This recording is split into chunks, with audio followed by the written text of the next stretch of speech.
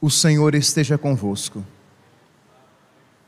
Proclamação do Evangelho de Jesus Cristo, segundo Lucas.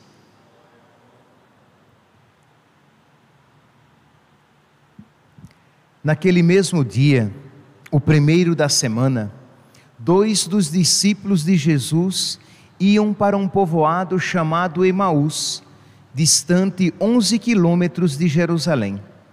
Conversavam sobre todas as coisas que tinham acontecido. Enquanto conversavam e discutiam, o próprio Jesus se aproximou e começou a caminhar com eles. Os discípulos, porém, estavam como que cegos e não o reconheceram. Então Jesus perguntou: "O que ides conversando pelo caminho?" Eles pararam com o rosto triste e um deles, chamado Cleofas, lhe disse: "Tu és o único peregrino em Jerusalém que não sabe o que lá aconteceu nesses últimos dias?" Ele perguntou: "O que foi?"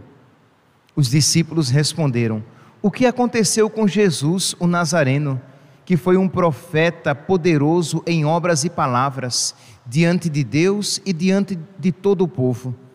Nossos sumos sacerdotes e nossos chefes o entregaram para ser condenado à morte e o crucificaram. Nós esperávamos que ele fosse libertar Israel, mas, apesar de tudo isso, já faz 3 dias que todas essas coisas aconteceram. É verdade que algumas mulheres do nosso grupo nos deram um susto. Elas foram de madrugada ao túmulo e não encontraram o corpo dele. Então voltaram dizendo que tinham visto anjos e que estes afirmaram que Jesus está vivo. Alguns dos nossos foram ao túmulo e encontraram as coisas como as mulheres tinham dito. A ele, porém, ninguém ouviu." Então Jesus lhes disse: "Como sois sem inteligência e lentos para crer em tudo que os profetas falaram? Será que o Cristo não deveria sofrer tudo isso para entrar na sua glória?" E começando por Moisés e passando pelos profetas, explicava aos discípulos todas as passagens da Escritura que falavam a respeito dele. Quando chegaram perto do povoado para onde iam, Jesus fez de conta que ia mais adiante. Eles, porém, insistiram com Jesus dizendo: "Fica conosco, já é tarde e a noite vem chegando." Jesus entrou para ficar com eles. Quando se sentou à mesa com eles, tomou o pão, abençoou, partiu e lhes distribuía. Nisso, os olhos dos discípulos se abriram e eles reconheceram Jesus. Jesus, porém, desapareceu da frente deles. Então um disse ao outro: "Não estava ardendo o nosso coração quando ele nos falava pelo caminho e nos explicava as Escrituras?"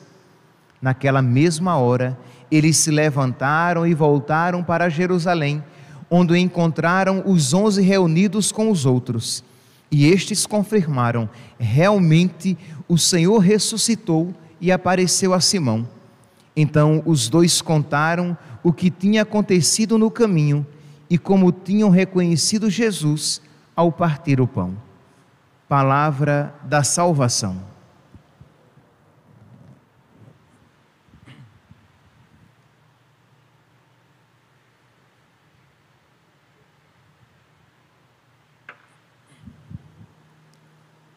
Caríssimos irmãos e irmãs, estamos celebrando o 3º domingo da Páscoa.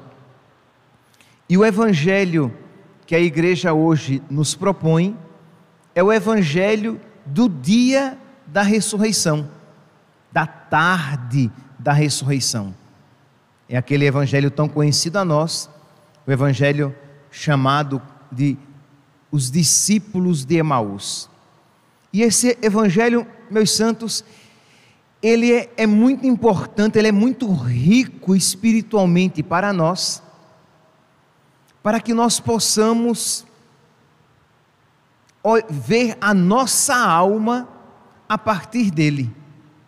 Isto é, o contexto do Evangelho é o seguinte: os discípulos estão desanimados, os discípulos estão tristes, os discípulos estão frustrados por causa de uma dor, por causa de um sofrimento, por causa de uma contrariedade. Essa, normalmente, infelizmente, é a nossa postura. Diante de uma frustração, nós vacilamos na nossa fé. Diante de uma frustração, nós desanimamos, nós como que nos tornamos cegos e não enxergamos mais a presença de Deus na nossa vida. É só você olhar. Pode ser que, graças a Deus, tomara que assim seja, que esta não esteja sendo a situação na sua vida hoje. Mas, se você olhar para trás, você verá que em algumas situações na sua vida isso aconteceu. Diante de uma frustração, você ficou como que cego, seu coração ficou como que gelado, frio, fechado, insensível a Deus. Era esta exatamente a situação dos discípulos de Emaús, e São Lucas faz questão de enfatizar, dizendo que eles estavam como que cegos. Lucas capítulo 24, versículo 16. E quando Jesus se colocou ao lado deles, eles nem sequer reconheceram que era Jesus e tinham um semblante entristecido, um rosto triste. Isto é, eles estavam com o nosso Senhor, mas o sofrimento fez com que eles não percebessem a presença de nosso Senhor. E qual era o sofrimento deles? Eles dizem aqui: nós esperávamos que Ele fosse libertar a Israel. Lucas capítulo 24, versículo 21. Eles esperavam uma coisa, aconteceu outra, Jesus está do lado deles e eles não conseguem reconhecer. Nós esperávamos, nós queríamos, nós tínhamos o desejo de que isso acontecesse, mas aconteceu totalmente diferente. E o desfecho do Evangelho é positivo.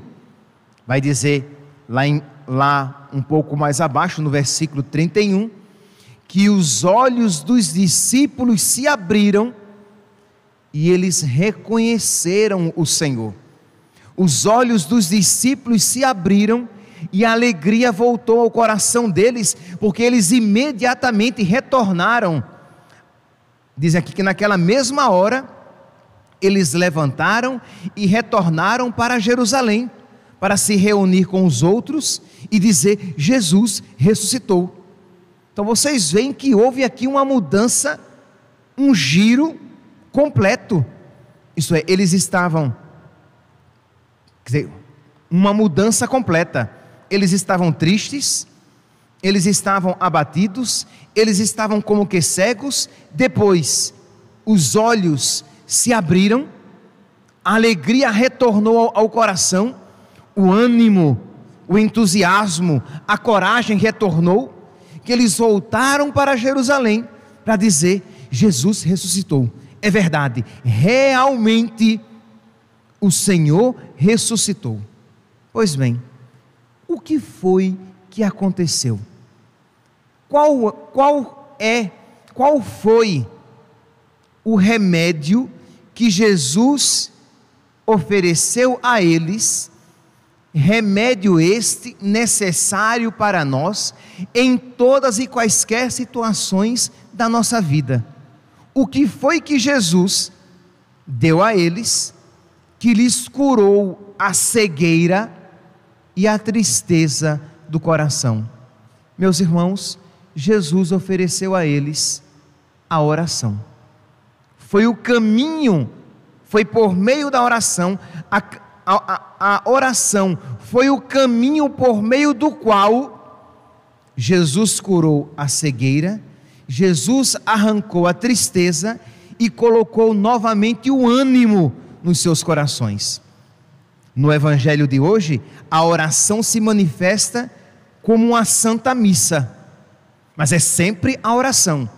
Sim, porque se vocês lerem o evangelho depois, eu até aconselho que vocês depois, em casa, peguem o evangelho e o retomem, lendo lentamente. O evangelho é uma missa. As duas grandes partes da missa estão presentes nesse evangelho: a liturgia da palavra e a liturgia eucarística. Em uma parte, Jesus lhes explica as Escrituras, e depois Jesus tomou o pão, abençoou, partiu e lhes distribuía. São gestos eucarísticos. Então, eles tiveram o coração curado na oração, precisamente numa santa missa. Mas é sempre, repito, oração. Meus irmãos, a oração é o meio que Deus escolheu para nos conceder todas e quaisquer graças. A oração é o caminho que Deus escolheu para ressuscitar os nossos corações. A oração é a porta por meio da qual o Senhor entra na nossa alma e ceia conosco, faz a ceia conosco, nos alimenta. A oração é sempre alimento, sempre nos alimenta. Mas, aqui, meus santos, nesse momento, então, gostaria de enfatizar um ponto específico. Depende como você faz a sua oração. Diz aqui que Jesus, pelo caminho, versículo 25 em diante, os discípulos estavam tristes, estavam como que cegos. Jesus começa a perguntar para eles o que foi que aconteceu. Eles, cheios de tristeza, começam a dizer: você não sabe? Você é o único peregrino aqui que não sabe o que aconteceu com Jesus, um profeta poderoso em palavras e em ações. E Jesus diz: mas como vocês são tardos, lentos. Qual é a tradução que aqui a liturgia nos aparece? Como sois sem inteligência e lentos para crer. Isto é, Jesus diz: vocês estão assim tristes, e vocês estão assim sofrendo, porque vocês não têm fé, porque vocês são sem inteligência e lentos para crer. Por quê? Porque eu ressuscitei. Isto é, meus irmãos, se nós tivermos fé, nós veremos a presença de Deus na nossa vida, nas situações tristes e nas situações felizes. Se nós tivermos fé, nós passaremos por tribulação, mas sempre com aquela certeza: o Senhor está comigo. Se nós tivermos fé, nós passaremos por escuridão, mas nós diremos: o Senhor é a minha luz e a minha salvação, de quem eu terei medo? O Senhor é a proteção da minha vida, perante quem eu tremerei? Nós teremos fé naquele que diz: eu sou a luz do mundo. Quem crê em mim, quem vem a mim, terá a vida eterna.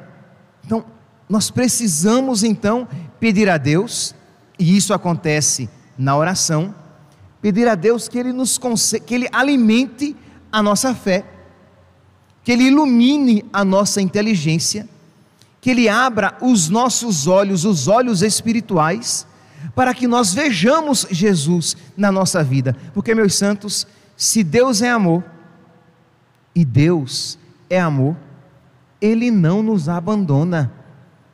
Ele não nos abandona. Ele não nos abandona na alegria, muito menos na tristeza. Ele não nos abandona na saúde, muito menos na doença. Ele não nos abandona na abundância, muito menos na penúria. Se Deus é amor, Ele está conosco. Se Deus é verdade, é verdadeiro, Ele não mente. Então, eis que estarei convosco todos os dias da vossa vida. Ele prometeu que estaria conosco. Quer sintamos, quer não sintamos, a promessa de Deus, independentemente dos nossos sentimentos, é verdadeira. Então nós precisamos tomar posse dessa realidade, para que isso seja luz, ânimo, coragem nas nossas vidas. Mas isso acontece quando? Como? Na oração. Mas depende como a oração é feita. Porque é claro, meus santos, se nós fizermos a oração, dissermos palavras de oração, se nós ouvirmos palavras espirituais, como as que acabamos de ouvir, de uma maneira desatenta, é claro que isso não vai alimentar a nossa alma. Mas se nós fizermos oração, se nós ouvirmos palavras espirituais, com um coração atento, com um coração espiritual, essa palavra vai arder o nosso coração. Diz aqui o Evangelho que enquanto Jesus explicava as Escrituras aos discípulos de Emaús, o coração deles começou a arder. E quando Jesus partiu o pão, eles reconheceram o Senhor. Aqui, meus santos, vale a pena um ponto que muitas pessoas têm nesse período em que em algumas igrejas, em algumas dioceses, as missas com um número reduzido já voltaram, as igrejas começaram a ser abertas com um número reduzido, em outras não, mas muita gente ainda está sem poder participar da Santa Missa. E muita gente vem e diz assim: padre, eu não consigo participar da missa pela internet, eu não consigo, padre, aquilo não me alimenta o coração, não alimenta a minha alma.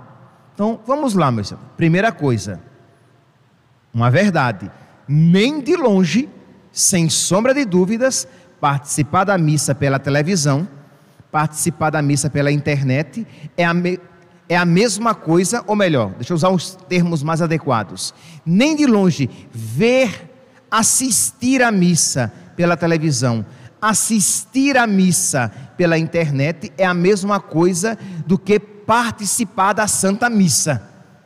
Estamos aqui totalmente de acordo. É claro que existe uma grande diferença, mas não é verdade dizer que assistir à Santa Missa, ouvir a palavra de Deus, não é de maneira nenhuma alimentar a própria alma.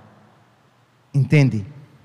Aqui você deve parar e perguntar: mas como é que eu tenho assistido à Santa Missa? Como é que eu tenho ouvido a palavra de Deus? Porque, meus santos, até mesmo na Santa Missa, você pode estar na Santa Missa, na igreja, a igreja cheia, todo mundo participando da mesma missa, mas cada um recebe as graças de uma maneira diferente. Aquele que está em pecado mortal e está na Santa Missa, ele absorve muito pouco da graça de Deus. Vamos aqui vamos aqui falar de quem recebe a Eucaristia. Ora, uma pessoa em pecado mortal que entra na fila da comunhão e recebe o sacramento, ele recebeu Jesus? Recebeu, mas haverá fruto espiritual? Não. Que quem recebe o corpo e o sangue de Cristo, sem estar preparado, recebe a própria condenação. Então, uma pessoa em pecado mortal lhes fará mal e não bem receber a Eucaristia. Mas duas pessoas em estado de graça entram na fila da comunhão. Uma desatenta, preocupada com seus afazeres, com as contas que tem a pagar, com as coisas que vai fazer. Ela entra na fila da comunhão.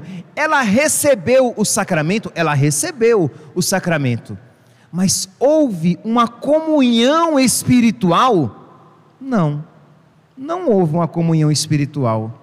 Por quê? Porque embora ela esteja em estado de graça e ela tenha recebido o sacramento, o fruto espiritual foi mínimo. Por quê? Porque a alma dela não estava atenta, desejosa para receber Jesus na Eucaristia.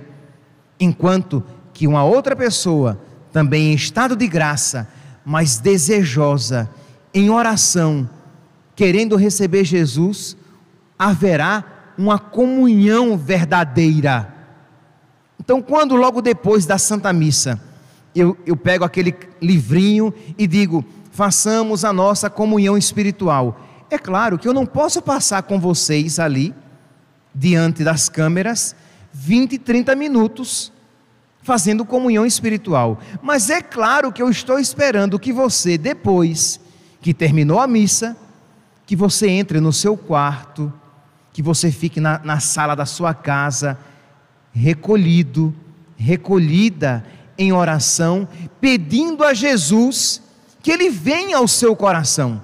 Agora, é claro, meu santo, se terminou a missa, você desliga a internet e vai escutar rádio, e vai varrer a casa, e vai lavar banheiro, vai fazer comida, ou vai olhar o WhatsApp, é claro que isso não vai produzir fruto espiritual na sua alma.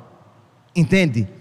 Eu entendo quando você diz, padre, eu assisto a Santa Missa pela internet e aquilo não me alimenta nada. Não alimenta nada porque você não facilita, não trabalha de uma maneira concorde com a graça de Deus, para que ela transforme o seu coração. Da mesma maneira, se você pegar um terço e você rezar, Ave Maria cheia de graça, com Santa Maria Mãe de Deus, rogai para nós pecadores, olha, depois eu vou aí, Santa Maria Mãe de Deus, é claro que esse terço não vai produzir efeito espiritual nenhum, mas se você se ajoelha, ou se senta, ou se recolhe e reza o seu terço com devoção, aquilo vai produzir algo espiritual. Haverá uma comunhão espiritual. Deus visitará a sua alma. Se você, na Santa Missa, mesmo que pela internet, a palavra proclamada, você ouve aquela palavra, e você ouve atentamente aquela palavra, e você ouve numa postura espiritual, aquilo vai produzir um efeito na sua alma. Deus entrará e ceará contigo. Não é isso que o Senhor diz lá no livro do Apocalipse? Eis que estou à porta e bato, se você abrir, eu entro e ceio contigo e te alimento. Então é claro que existe a possibilidade de o Senhor nos alimentar e nos alimentar verdadeiramente por toda e qualquer oração, inclusive por uma oração transmitida pela internet. Mas é claro, você tem que trabalhar com a graça de Deus, você tem que proporcionar, você precisa, querendo lembrar aqui uma palavra e ela que não me vem à cabeça, você precisa trabalhar de tal maneira que a graça de Deus não seja perdida, cooperar. Você precisa cooperar com a graça de Deus. Agora, se você vai assistir televisão, vai assistir a Santa Missa, você levanta as pernas, pega um copo de suco, e enquanto você vê a Santa Missa, toma o suco, levanta os pés, se espreguiça, sai um pouquinho, mexe uma coisinha lá no quarto, volta para diante da televisão ou do computador, é claro que isso não vai ter fruto espiritual, porque você não está cooperando em nada. Você precisa estar ali numa postura espiritual. Você precisa se preparar para aquela missa que será transmitida, se preparar espiritualmente, rezar, como você faz quando chega à igreja. Você não chega à igreja, se você chega esbaforido, esbaforida, quando o padre já começou a missa, você não aproveita aquela missa também. Mas se você chega uns 10 a 15 minutos antes, você se ajoelha, você reza, diz: Jesus, me ajuda a participar dessa Santa Missa, Senhor. Que a palavra que será proclamada e a palavra que será pregada pelo Padre, que ela toque o meu coração. Jesus, eu que vou daqui a pouco te receber na Eucaristia, que eu te receba com fé, com devoção, com piedade, como os santos te receberam. Ah, meu santinho, eu não tenho dúvidas de que essa comunhão, de que essa Santa Missa, ela vai surtir efeito na sua alma. Mas se você entra esbaforido na igreja, fica olhando ou sentindo o tremor do celular no seu bolso, das mensagens que chegam, e está preocupado com o que você vai fazer logo depois, aquela missa, embora você esteja presente, não surtiu efeito nenhum também. Meus santos, nós precisamos cooperar com a graça de Deus, e Deus abrirá os nossos olhos, Deus alimentará a nossa fé, e Deus vai ressuscitar na nossa alma, infundindo-nos de novo ânimo, coragem, entusiasmo, para que nós proclamemos Jesus ressuscitado, como os discípulos de Emaús proclamaram. Então que você hoje, ao ouvir esta palavra, assistindo a Santa Missa, que você depois, quando eu disser ali, façamos a nossa comunhão espiritual, que você ouça aquelas palavras, ok? Mas que depois que terminar a missa, desligue o computador, desligue a televisão e vá rezar. Entre no seu quarto, vá para o quintal da sua casa, vá para a cozinha, em algum lugar onde você possa se recolher e se entretenha com o nosso Senhor, dialogue com o nosso Senhor, apresente a Ele, coloque-se diante dEle com as suas cegueiras e as suas tristezas, como os discípulos de Emaús. Diga: Jesus, eu sou cego, Senhor, eu tenho dificuldade de ver a Tua presença na minha vida, na menor dificuldade, Senhor, eu já vacilo, eu esmoreço, eu esfrio, eu enfraqueço.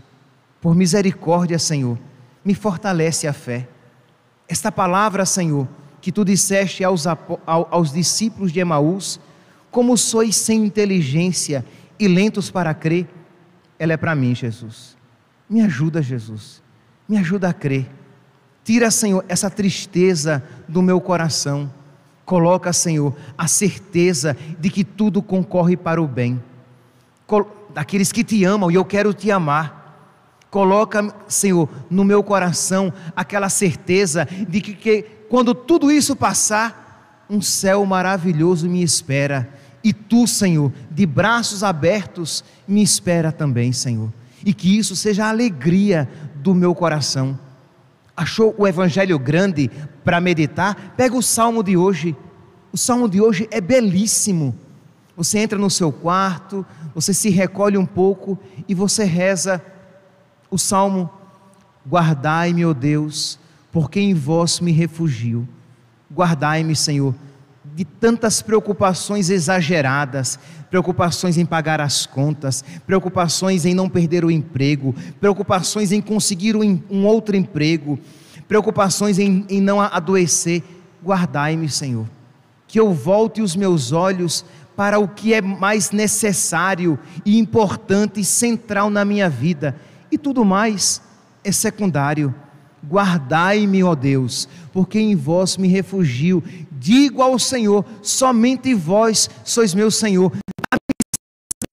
Que eu diga isso não apenas de boca, mas de verdade. Que eu creia, Jesus, que somente vós sois meu Senhor. Eu creio, Senhor, mas eu não creio ainda suficientemente. Eu creio, Senhor, mas aumentai a minha fé, que eu creia de verdade nesta palavra. Percebe? Você pega o Salmo e você começa a conversar com Jesus a partir do Salmo. Digo ao Senhor: somente vós sois meu Senhor, nenhum bem eu posso achar fora de vós. Ó Jesus, como eu preciso desta sabedoria, Senhor, de compreender que nenhum bem eu posso achar fora de vós. Num namoro desregrado não existe nenhum bem. Numa vida desonesta não existe nenhum bem. Numa vida que só volta os olhos para as coisas materiais, dinheiro, segurança e conforto, não existe verdadeiro bem, pois nenhum bem, nenhum, eu posso achar fora de vós. Ó Senhor, sois minha herança e minha taça, o meu destino está seguro em vossas mãos. Eu bendigo o Senhor que me aconselha, e até de noite me adverte o coração. O Senhor me aconselha até nas noites da minha vida, até nas noites de dificuldade, até nas noites de tribulação. O Senhor me aconselha até de noite. Não é apenas a noite cronológica, mas é a noite da vida. O Senhor me aconselha, e eu te louvo, Senhor, porque o Senhor me aconselha de dia e de noite, porque de dia e de noite comigo o Senhor está. E eu te peço perdão, Jesus, pelas vezes que eu não estou contigo, porque comigo sempre estás. Percebe? Você pode ir rezando com essa palavra, mas não deixe, meu santo, hoje é domingo, hoje é o dia do Senhor. Não volte para casa, não ouça essa palavra, não desligue a televisão e o computador e volte para os seus afazeres normais, porque é claro, se isso você dá nas missas que eu participo pela internet, meu santinho, não alimenta você, porque você não tem cooperado com a graça de Deus. Mudemos de postura, peçamos a Deus sabedoria, para que Deus possa nos alimentar em toda e qualquer situação, pela internet, que Deus nos alimente pelas pregações que nós ouvimos, que Deus nos alimente quando nós voltarmos para as igrejas, para que Deus nos alimente de dia, de noite, na alegria, na tristeza, na abundância e na penúria. Louvado seja nosso Senhor Jesus Cristo, para sempre seja louvado.